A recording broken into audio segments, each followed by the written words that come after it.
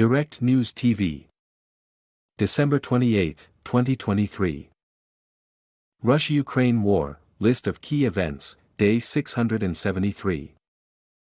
Fighting. 2 people were killed and 4 others injured in the southern Odessa region after Russian forces sent dozens of attack drones over Ukraine in a nighttime air raid. The Ukraine Air Force said it shot down 32 of the 46 Iranian-made drones that Russia had launched, with the others mostly hitting near the front line, mainly in the southern Kherson region.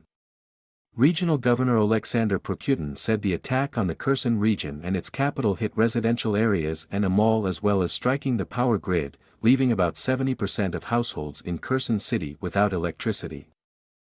The Institute for the Study of War said that Russia's claimed capture this week of Mariinka in eastern Ukraine would not provide it with a springboard for major battlefield gains.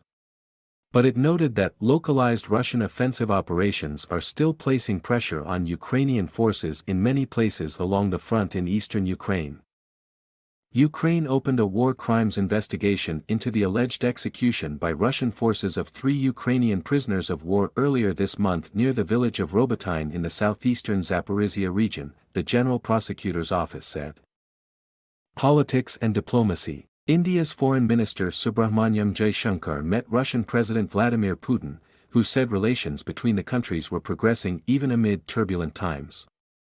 Jaishankar, who is on a 5-day visit to Moscow, also met his Russian counterpart Sergei Lavrov, who said they discussed the prospects for military technical cooperation, including the joint production of modern types of weapons.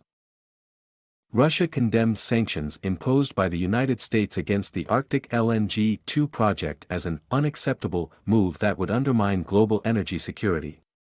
The sanctions are part of an attempt to limit Moscow's financial ability to continue its war in Ukraine. Russia charged 6 Danes for joining the Russia-Ukraine war as foreign mercenaries on Ukraine's side, the Russian embassy in Denmark said in a statement. The 6 face as many as 15 years in prison if they are found guilty.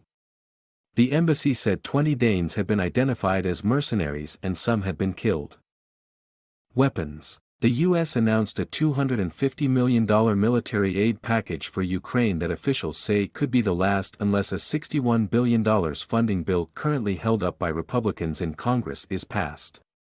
The latest aid includes air defense munitions, additional ammunition for high-mobility artillery rocket systems, artillery ammunition, anti-armor munitions, and more than 15 million rounds of ammunition.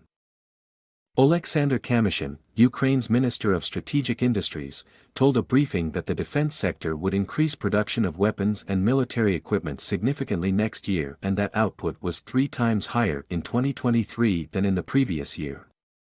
Kamyshin said Ukraine was now producing